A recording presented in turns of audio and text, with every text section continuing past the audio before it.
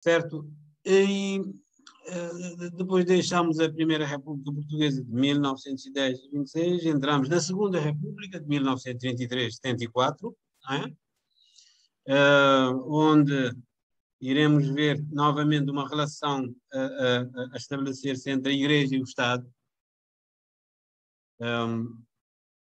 É uma nova relação, é uma relação diferente da relação da Primeira República de 1910-26. É uma relação de conflitos, enquanto que a relação da Igreja com o Estado, no Estado Novo, 1933-74, já é uma relação mais apaziguada. Embora havemos de ver o aproveitamento político que o Estado Novo faz da Igreja, não é? E até chegarmos à independência, às lutas para a independência, não é? E a independência de Cabo Verde e a maneira como se colocam as questões entre a Igreja e o Estado depois da independência nacional. Nesta fase, bom, até esta fase, nós temos toda uma literatura relacionada com a história de Portugal nas suas relações com Cabo Verde, porque não existe, digamos, publicações, livros sistematizados sobre a história da Igreja em Cabo Verde. Não existe um livro que sistematiza também a história de Cabo Verde no século XIX. Isto ainda não está. A gente sabe que a História Geral de Cabo Verde cobre os períodos que vão até o século XVIII, mas o século XIX ainda está por cobrir. De maneira que vai ser uma responsabilidade do próprio professor da disciplina em fazer as sínteses que possam ajudar-vos a entender o conteúdo do programa.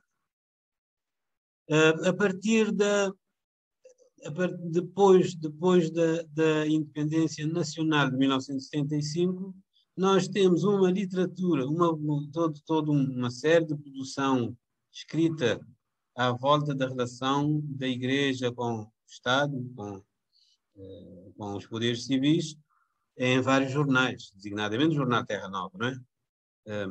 Se bem que nós teremos de ver os vários jornais para também digerirmos as várias opiniões e as várias sensibilidades sobre a matéria.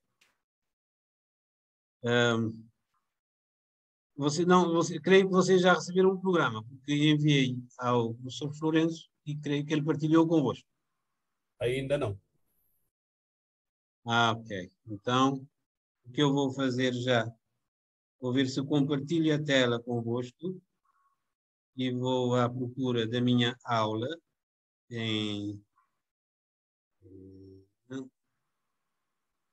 vou à procura da minha aula, creio que já.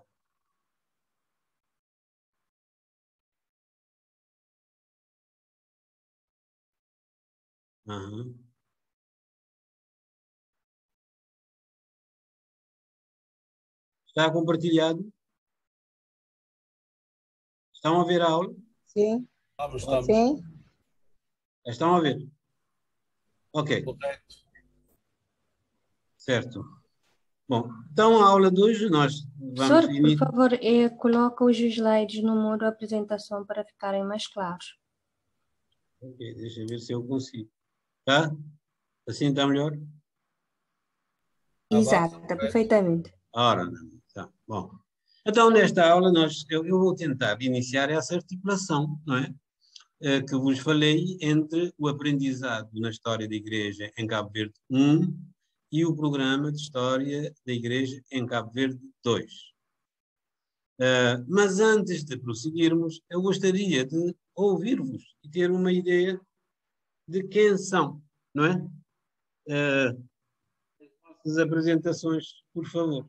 Se não se importarem, eu teria muito gosto de...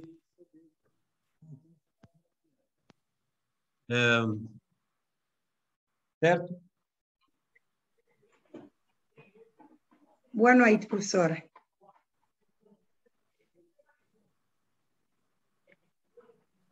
Ok.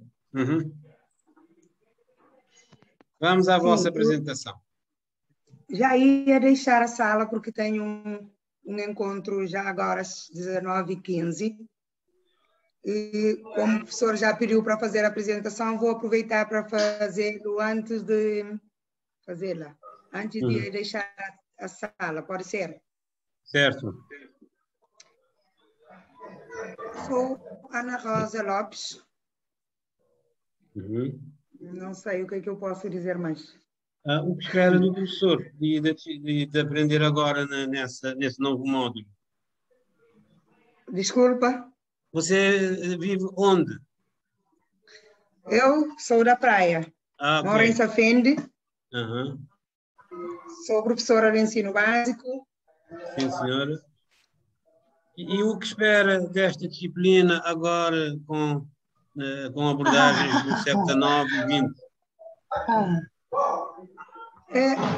Eu espero aprofundar mais sobre a história do nosso país, da igreja, e uma vez que já tenho alguns conhecimentos adquiridos com os outros professores anteriores, espero aprimorar mais um pouco com o professor, né? Nessa Certo. cadeira, já que é a história da Igreja 2. E diga uma coisa, você conseguiu captar mais ou menos toda a ligação que eu tento fazer desde, pelo menos dessa primeira conversa, conseguiu captar alguma coisa? Gerou alguma expectativa em si? Bem,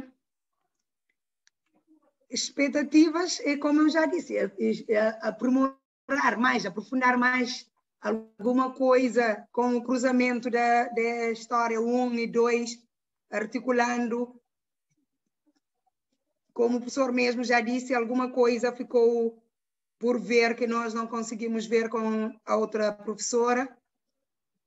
Se calhar tem muitas coisas a ver ainda. Ótimo, ok.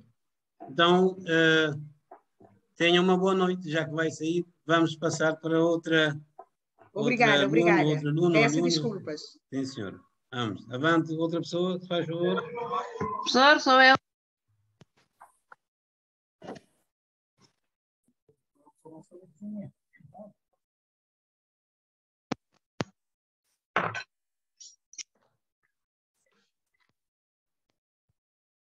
Tem? Está a ouvir-me? Não, não estou a ouvir. Já agora sim. Agora estou a ouvir. Boa noite. O meu nome é Alda Duarte. Alda Duarte. Moro na Estrada Santo António. Uhum. Sou psicóloga de formação. Sim, senhora. Também sou Então, aluna deste curso. então diga-me porque é que optou por fazer este curso. O que me levou a fazer este curso é aprofundar cada vez mais o meu conhecimento na área da religião, também da história de Cabo Verde também. Certo. Naturalmente que este não é um professor de história, um professor da religião, de filosofia da religião moral. Não, esse é um professor de história, está a perceber? É um professor de história Exato, que vai tentar articular, como você bem disse, não é? Aprofundar um bocadinho da história de Cabo Verde, particularmente da história da Igreja. Isso é bom. Porque também não podemos desligar, vai ser até difícil e impossível desligar a história da Igreja da restante história de Cabo Verde, não é? Porque é muito ligado, está a perceber? A Igreja tem tanta penetração na sociedade desde a época colonial que é praticamente impossível desligar a história, compartimentar a história da Igreja no contexto dos outros ramos da história que tocam Cabo Verde. Está a perceber? Então, é um desafio para nós fazer isso, mas, por outro lado, como eu vou ter sempre a necessidade de contextualizar alguns factos da história da Igreja com a história de Cabo Verde, vocês vão apanhar alguma coisa da história de Cabo Verde também. Certo? Sim, sim. Ok. Está bem, professor, obrigado. Partimos para um outro colega. Professor Arnaldo Monteiro. Arnaldo Monteiro, sim, senhor. Arnaldo Monteiro, licenciado em Serviços Sociais e Políticas Públicas e agente da Polícia, destacamento de Corpo de Intervenção, residente em Santa Catarina, em Santiago, cidade assomada, e no final deste curso só espero dizer que sou um verdadeiro aluno do professor Dr. Lourenço Gomes. Muito bem. Eu fico feliz em que tenha essa expectativa e espero corresponder. Tá bom? Com certeza. Tenho Muito bem. absoluta. Um esforço maior da minha parte, prometerei também fazer. Ótimo. Vamos juntar esforços para conseguir. Deixa-me perguntar-lhe uma coisa. Se eu lhe pedir que faça um trabalho de pesquisa sobre a história da Igreja de Santa Catarina, estaria disposto a fazer isso com o meu apoio? Com todo orgulho. E isto seria, digamos, seria a sua avaliação. Escusaria de fazer um teste para si. Com certeza, farei. Ótimo. Agradeço essa oportunidade. Então, você já pode ficar ciente da possibilidade de vir a fazer um trabalho académico de 9 a 13 páginas, ou de 13 a 15 páginas, sobre a Igreja de Santa Catarina, um trabalho ilustrado, não é? Era bom, teria interesse. Muito bem. Agradeço a sua disponibilidade. Próximo colega, por favor. Boa noite. Boa noite. Sou Angela Rodrigues, sou de Calheta, São Miguel. Sou contabilista de profissão e sobre as minhas expectativas para aprender mais sobre a história da Igreja de Cabo Verde, com o apoio do professor, e da minha parte darei o máximo. Portanto, é Helena Rodrigues, não é? Helena. Anila Rodrigues, sim senhor. Ótimo.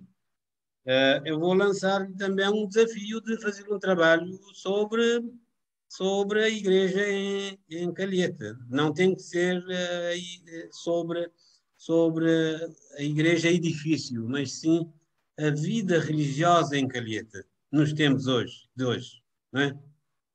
Tá certo. Ok? Combinado. Ok. Certo. Próximo colega.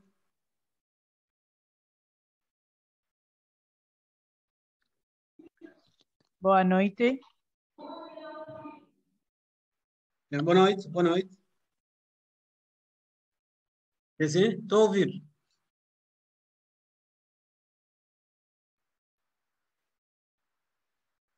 Agora já não estou a ouvir. Veja lá o seu microfone. O seu microfone está desligado. Eu sou irmã adoradora, sou espanhola e moro em Mindelo. Irmã adoradora. Uhum. Sim, senhora. Muito bem. E qual é a sua expectativa relativamente a esta disciplina e à aprendizagem um pouco da história de Cabo Verde e na história de Cabo Verde, da história da Igreja? Justo, aprofundar em esta matéria, em a história da Igreja e a história também de Cabo Verde, porque penso que é um conjunto. Não? Muito bem, muito bem. Okay. Muito bem, muito obrigado, irmã. Nós podemos continuar esta apresentação na próxima aula, porque senão fico sem passar este diapositivo que eu tenho aqui. Os outros colegas vão-me entender, com certeza, não é? Já fizemos 1, 2, 3, 4, 5 apresentações. Vamos prosseguir na próxima aula. Certo?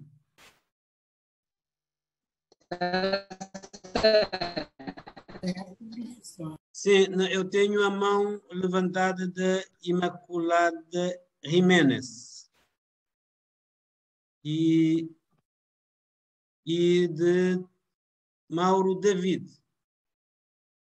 Sim? Não. Como se, eu tinha a mão levantada, é a Maura David. Mas como o senhor disse para deixar, sim. Sim. Vamos prosseguir na próxima aula, tá bom? Está bem, sim, senhor, está bem. Ok. Bom, então... eu tenho mão levantada, professor. Sim? Não percebi? Não, professor, aqui fala Joselino Furtado. Eu tenho a mão levantada, mas é para uma pergunta. Pode fazer, sim, senhor. Ora bem, como falou há bocado sobre a questão da relação da Igreja e do Estado, a Igreja e o Estado, e fez, digamos assim, um enquadramento ou deu uma pincelada sobre este assunto e disse que os historiadores não debruçaram muito sobre a questão da Igreja, a história da Igreja, sobretudo a questão da história, a história geral de Cabo Verde 1 e 2, por exemplo, não se fez, digamos assim, uma menção clara ou rigorosa acerca do trabalho da Igreja ou da história da Igreja. E disse do século XIX em diante. Do século XIX em diante. E andam juntos. E andam juntos. Uhum. Eu queria era simplesmente perguntar, ou simplesmente tentar perceber se os historiadores não tinham, por falta de documento, ou deixaram para fazer depois, ou como é que é? Se há alguma, como é que é dizer, alguma resposta a essa questão. Porque já que isto é muito importante, e esta história da Igreja andam juntos. Não, lembra-se que eu falei que do século XIX para cá, a história de Cabo Verde não está escrita de forma sistematizada como se fez até o século XVIII.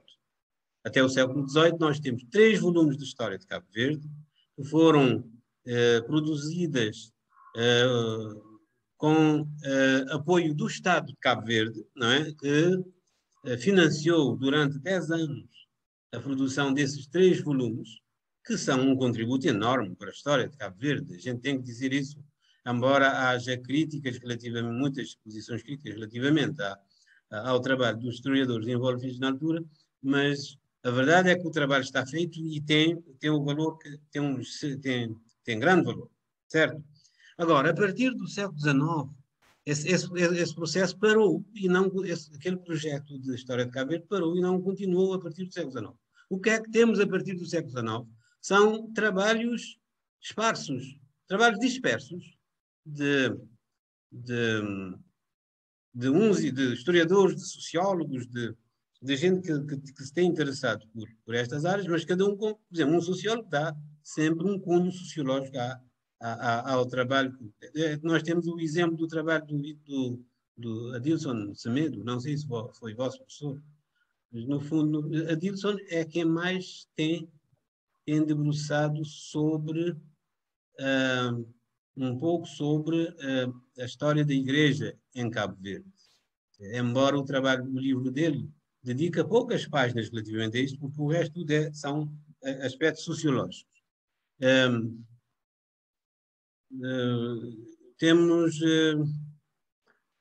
Eu particularmente tenho um livro sobre o Centro Histórico da Praia, não é? E falo sobre os monumentos do Centro Histórico da Praia nesse livro, e um dos monumentos que eu abordo é a Igreja da Nossa Senhora da Graça, da Praia, e faço todo o enquadramento histórico da Igreja da Praia no contexto da Igreja em Cabo Verde. E até nesta aula eu vou trazer-vos alguma coisa que tem a ver com a relação entre a Igreja da Praia e a dinâmica construtiva de edifícios religiosos em Cabo Verde antes e depois da construção da Igreja da Praia. Então, mas o meu livro é de História da Arte, aborda os monumentos históricos, inclusive das igrejas. Há mais trabalhos, mas são trabalhos dispersos, que não existe nenhum trabalho sistematizado do século XIX em diante para aqui, e sobretudo com dedicação à história da Igreja, muito poucos mesmo. Bom,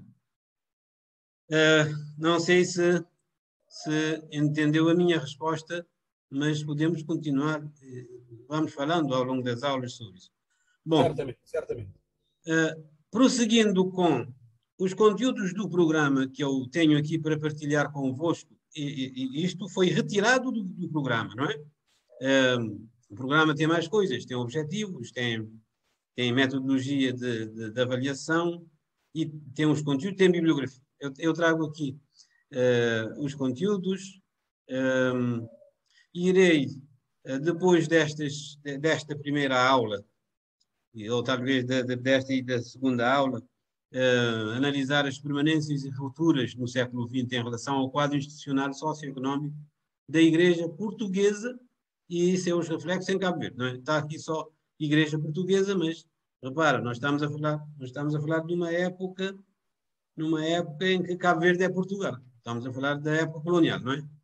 E vermos de todos os reflexos aqui em Cabo Verde. Iremos destacar dentro deste ponto 2. Depois é 2.1 e 2.2, está errado. 2.2, 2.1. Um quadro geral em relação ao vintismo no século XIX. O vintismo tem a ver com as revoluções dos anos 20, dos anos 1820, 20 em Portugal, 22 no Brasil, e seus reflexos em Cabo Verde, né? E a expressão de radicalização ou hostilização do clero com impacto na extinção das ordens religiosas, não é? Há toda uma tentativa de extinção das ordens religiosas por causa desses movimentos político-liberais do século XIX em Portugal, e que nós vamos tentar desmontar isso e ver como é que estes factos ocorreram. Depois iremos ver um quadro geral na Primeira República Portuguesa de 1910-26, com impacto na nacionalização dos bens da Igreja, a separação da Igreja do Estado, nos campos da educação, da saúde, dos registros, e aí aproveitaremos para ver e discutir convosco o papel da Igreja antes do decreto de 1911, que vai estar na base da separação da intervenção da Igreja no Estado, não é? E para vermos que ao sair a Igreja, ao deixar da Igreja ter esse protagonismo, fica um vazio que vai ser colmatado, mas com muito devagar, para mostrar o papel que a Igreja teve antes dessa altura na educação. Uma das grandes intervenções da Igreja na educação é o Seminário de Liceu de São Nicolau no século XIX, de 1866 a 1917, não é? Só por aí já se vê o papel da Igreja na educação, sem falar das escolas da Igreja, não é? No campo dos registros, os registros eram feitos nas paróquias, os registros de nascimento. Eram as paróquias que registavam os meninos, não é? E, portanto, na ausência do Estado a fazer isso, o papel da Igreja foi extremamente fundamental nessa época. No campo da saúde, nós temos um exemplo, até ainda um testemunho vivo aqui na Praia, que é no Hospital da Praia.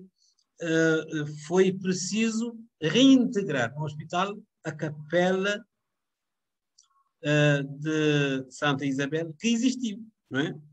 Existiu na época colonial, porque havia tradição da Igreja estar presente nos hospitais. Mas não era só nos hospitais, também nos quartéis militares. Os quartéis militares também tinham um capelão. Para quê? Para animar, no caso do quartel, para animar as tropas, para terem uma vida espiritual também sadia e impedir desânimos, não é? E que pudessem ter consequências indesejáveis.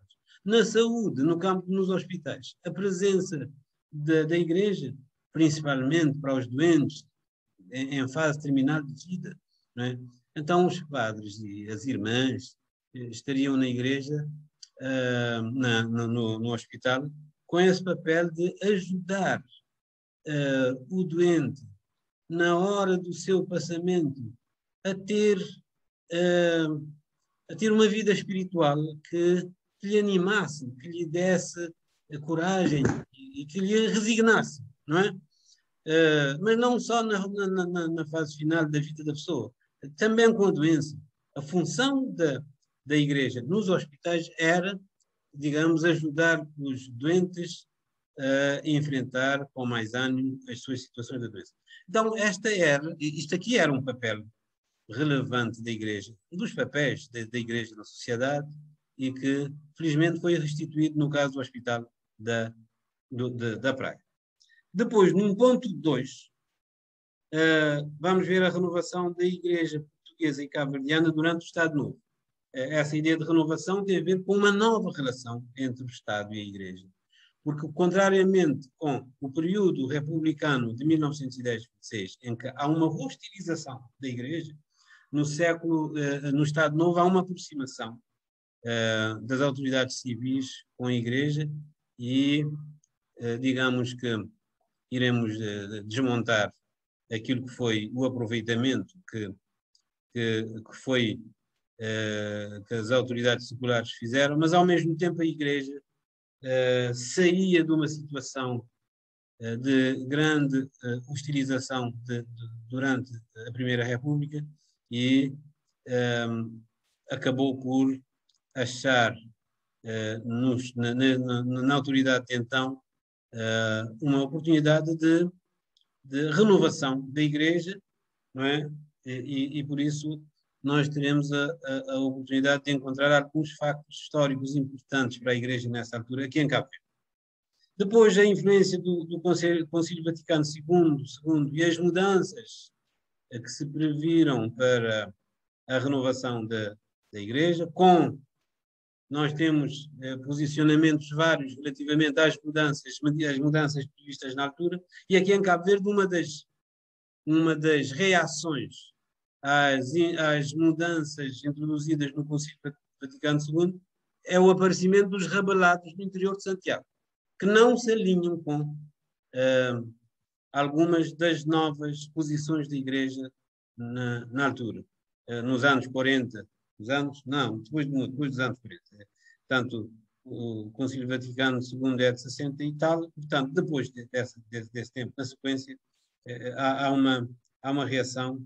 Há várias reações, não é? O exemplo prático que nós temos aqui em Cabo Verde é o aparecimento dos rebelados.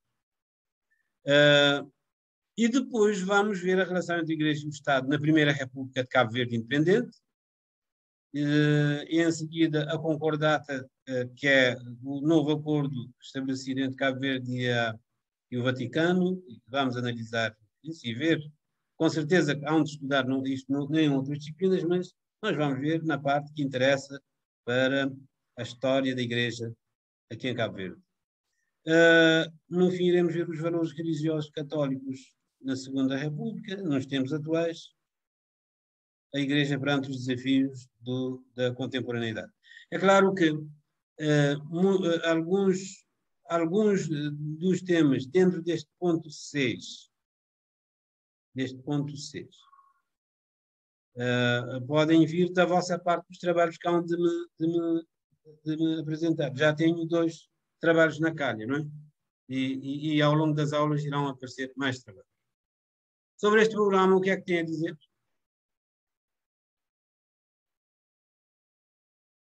Por favor. Professor, pelo programa, da minha parte, o que eu tenho a dizer é que aumentou ainda mais a minha curiosidade, porque apesar de já termos estudado alguns conteúdos sobre a história da Igreja, deu para perceber que ainda há muito para aprender.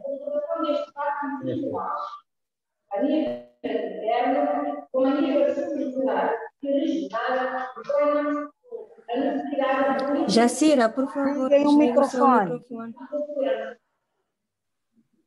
Ok. Bom, indo em Sim, frente. professor. Sim. A apresentação dos conteúdos aumentou ainda mais a minha curiosidade e a minha ansiedade também em desvendar alguns temas aqui proposto, em conhecer, em saber. Muito bem. Eu aproveito também para dizer ao professor que eu vejo que os conteúdos aqui são muito complexos. Agradecia que sempre, antes da próxima aula, se o professor puder disponibilizar os documentos, os conteúdos, para lermos e viermos aqui para aulas com alguma ideia do que é que podemos perguntar ou dizer, ter as Certo. chegas. Eu vou fazer isso. Uhum. Sim, porque os conteúdos da história da Igreja são muito complexos e não temos bibliografias para beber e trazer aqui na aula. Se o professor puder nos disponibilizar os conteúdos antes, assim podemos ter algumas chegas e perguntas a fazer, que com certeza não vão ser poucas. Certo. E vai enriquecer, digamos, a nossa disciplina, com certeza. Bom, seguindo em frente, na verdade, alguns elementos de articulação que nesse recuo que a gente tenta fazer até os inícios do século XVII e períodos subsequentes, aparece-nos a presença dos jesuítas em Cabo Verde a partir de 1612, não é? E a presença deles dá lugar a uma polémica na relação entre esses missionários e os poderes civis. Aliás, a presença dos jesuítas na sociedade não foi pacífica nem aqui em Cabo Verde, nem no Brasil, que eu conheço um bocadinho, não é?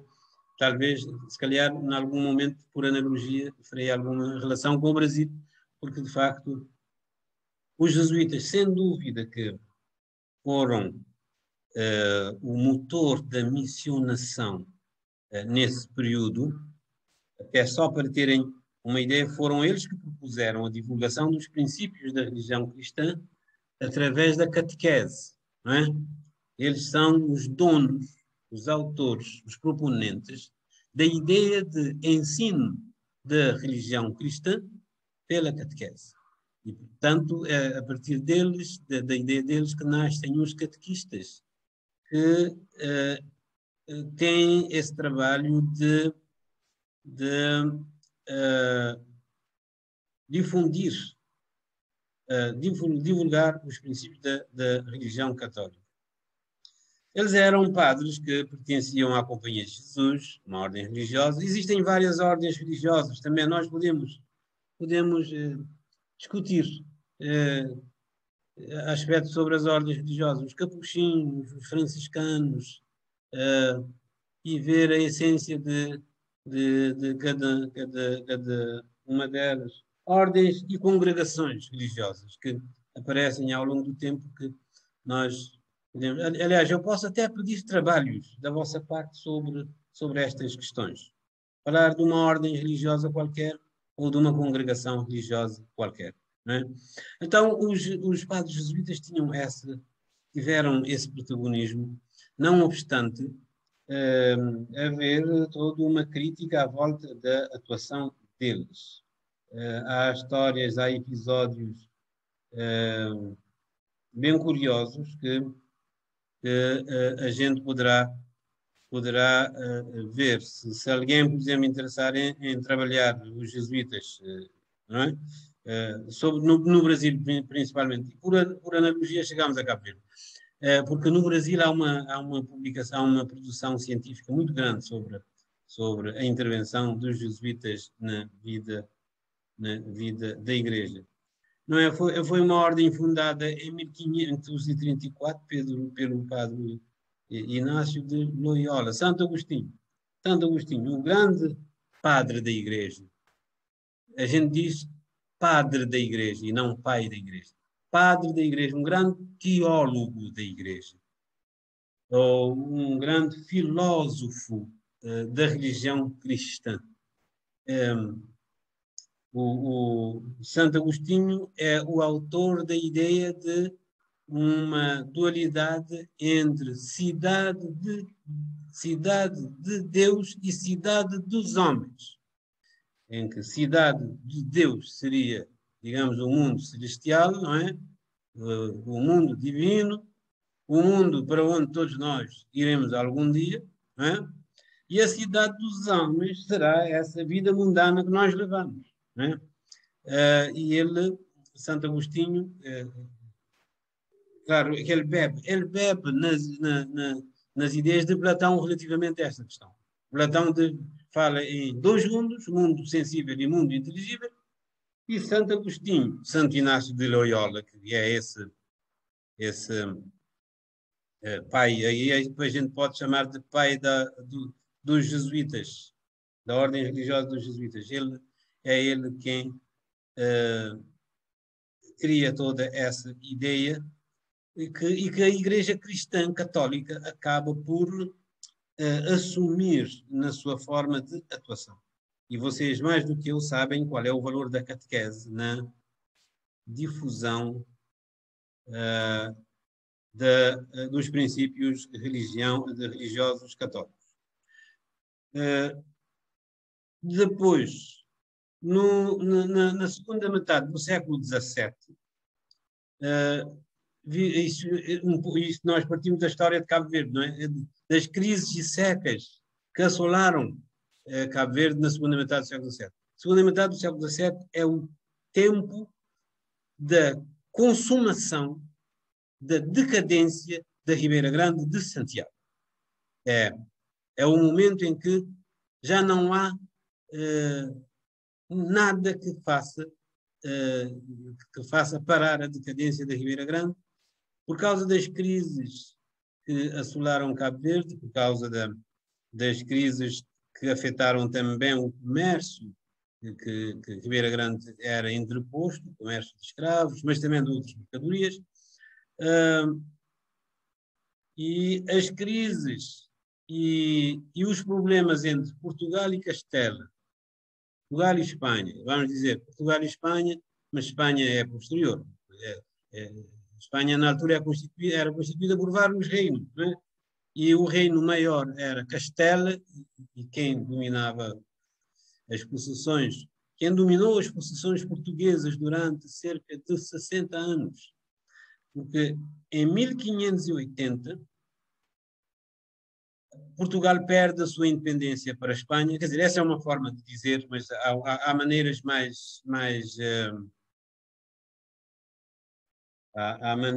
há outras maneiras de falar desta história.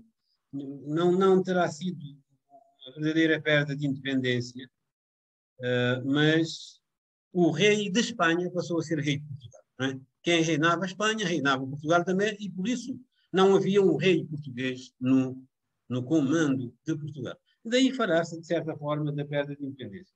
Bom, é uma altura em que, na sequência dessa perda de independência, a partir de uma certa altura, isso aconteceu em 1580, e entramos dos anos 1600 em diante, a relação entre Portugal e Castela, sob o domínio de um único rei, começa a ser conflituosa, não é? Porque os portugueses tentam resgatar a sua independência. E em 1640 fazem aquilo que chamam de restauração da independência de Portugal. Ficou como o nome de restauração, 1640. A partir daí, continuaram, Portugal e Espanha entram em guerra, entram em guerra até, digamos, a aceitação por parte de Castela da independência de Portugal, não é? Mas tudo isso teve impactos em Cabo Verde, não é? Principalmente, houve um impacto claro, foi a construção da Sé Catedral. A construção da Sé Catedral ficou arrastando, não é? Com crises, com esses problemas políticos, a construção foi arrastando e durou quase à volta de 100 anos a ser construída, e nós vamos ver de seguida como é que foi. Na altura, vivia-se o tempo do episcopado do Dom Frei Francisco da Cruz, que de facto, além da Sé, participou na construção de outras igrejas, de outras construções religiosas na Cidade Velha. Foi um homem de grande peso na altura, e de facto ele tinha noção de que um edifício daqueles tinha grande importância para a Ribeira Grande de Santiago e para Cabo Verde. Aliás, havia a ideia de que era um edifício muito grande, de tamanho tão grande que contrapunha-se com a dimensão da própria cidade. Mas isso tem a ver, a ideia de um edifício tão grande para uma cidade tão pequena tem a ver com o fervor religioso que havia então na época e a importância que a própria Santa Sé dava E Santa Sé e o próprio poder colonial dava à religiosidade em Cabo Verde, particularmente na Ribeira Grande de Santiago. Em 1626 decorriam as obras da construção deste edifício, não é? E o poder civil insistiu na ideia das obras serem seguidas pelo bispo de então, não é? O bispo Dom Francisco da Cruz. As obras prosseguiram em 1645 e aqui nós vemos um papel dos jesuítas na construção da igreja. Apesar de todas as dificuldades, então eles conseguiram arranjar 1000 telhas para a cobertura da igreja, o que pressupunha que a igreja estaria próximo do seu fim, não obstante ainda arrastar-se por mais tempo, até perto do final do século XVII. A conclusão da Sé veio a verificar-se depois de 1685, no tempo do bispo Dom Frei Vitorino Portuense, não é? Que esteve à frente do bispado entre 1685 e 1705. Foi um bispo que foi considerado absolutista, de certa forma, por causa da sua relação com o poder civil. Ele não tolerava, digamos, as imposições do governador. Mas ele era muito carinhoso para com os pobres e por isso ficou na memória essa ideia de um bispo também muito dado aos pobres e ciente do valor que tinha a Igreja então e que por isso era necessário fazer de tudo para concluir a Sé Catedral. Mas antes da construção da Sé já tinham sido edificadas outras obras religiosas na cidade, desde a Igreja de Nossa Senhora do Rosário, que foi a primeira, depois o complexo Igreja e o Hospital da Misericórdia, que temos só restos, ruínas, torre, neste caso torre da igreja,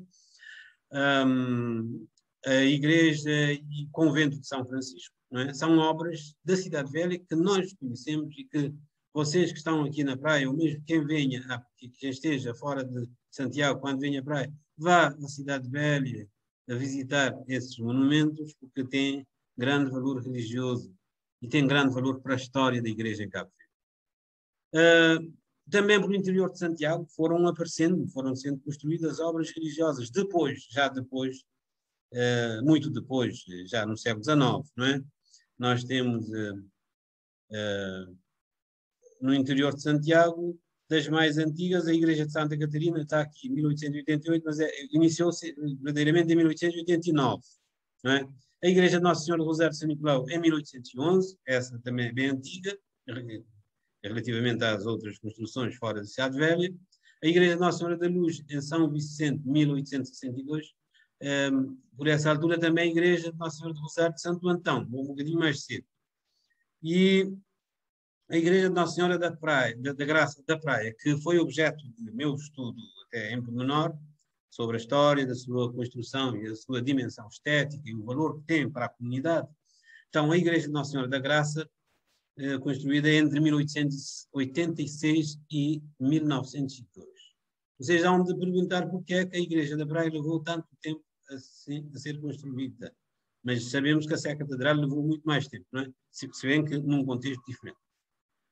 Bom, eu já estou a caminhar para o fim desta aula, quer dizer, não posso também ir por mais tempo, mas era só para fechar isto, mostrando-vos o papel do bispo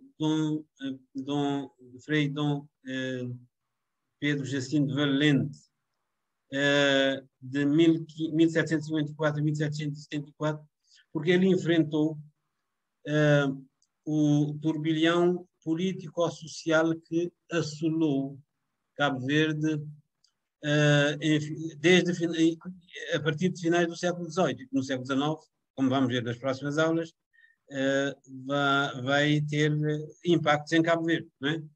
Toda toda a instabilidade política social em Portugal tem reflexo em Cabo Verde desde o século XVIII e no século XIX.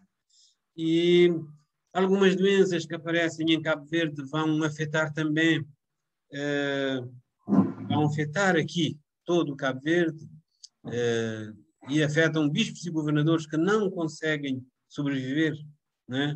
E há uma decadência da vida moral.